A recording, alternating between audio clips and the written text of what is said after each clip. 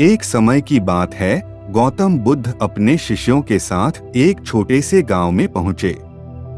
वहां के लोग बहुत उत्साहित थे और बुद्ध के उपदेश सुनने के लिए एकत्रित हुए। उसी गांव में एक युवा व्यापारी था जिसका नाम सुदामा था। सुदामा के पास बहुत धन दौलत थी, परंतु वह अपने जीवन से संतुष्ट नहीं था। उसे हमेशा लगता था कि उसे और अधिक चाहिए। एक दिन सुदामा ने बुद्ध से मिलने का निर्णय लिया।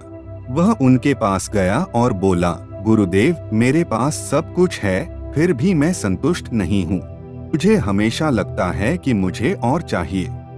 कृपया मुझे बताएं कि मैं संतुष्टि कैसे प्राप्त कर सकता हूँ। बुद्ध ने मुस्कुराते हुए सुदामा से कहा, आओ तुम्हें एक कहानी सुनाता हूँ। बुद्ध ने कहना शुरू किया। एक समय की बात है, एक राजा था जिसका नाम विजय था। विजय के पास सब कुछ था, धन, शक्ति और वैभव, परंतु वह भी तुम्हारी तरह असंतुष्ट था।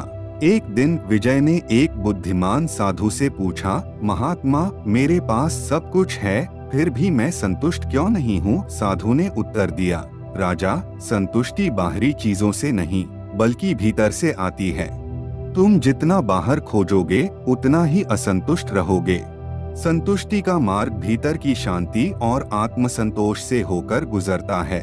राजा ने साधु से पूछा, तो मैं कैसे इस शांति और संतोष को प्राप्त कर सकता हूँ? साधु ने कहा, राजा, जो तुम्हारे पास है उसे स्वीकार करना और उसमें खुश रहना सीखो।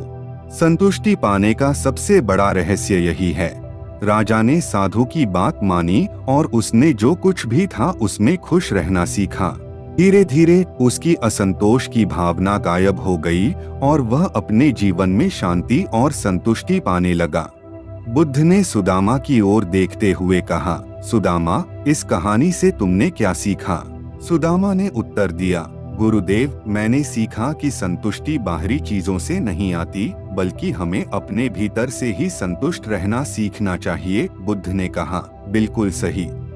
यदि तुम अपने पास जो कुछ भी है उसमें खुश रहना सीख जाओ तो तुम्हें कभी भी असंतुष्ट महसूस नहीं होगा। सुदामा ने बुद्ध के शब्दों को दिल से स्वीकार किया और अपने जीवन में संतोष और शांति को अपनाया। वह अब अपनी संपत्ति और जीवन के हर पल में खुश रहने लगा और इस तरह सुदामा ने सच्ची संतुष्टि और शांति प्राप्त की।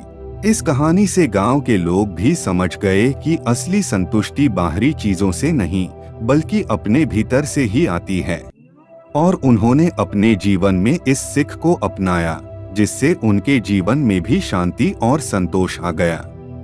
ऐसे ही वीडियो देखने के लिए वीडियो को लाइक, चैनल को सब्सक्राइब करें और बेल आइकन ऑन रखें।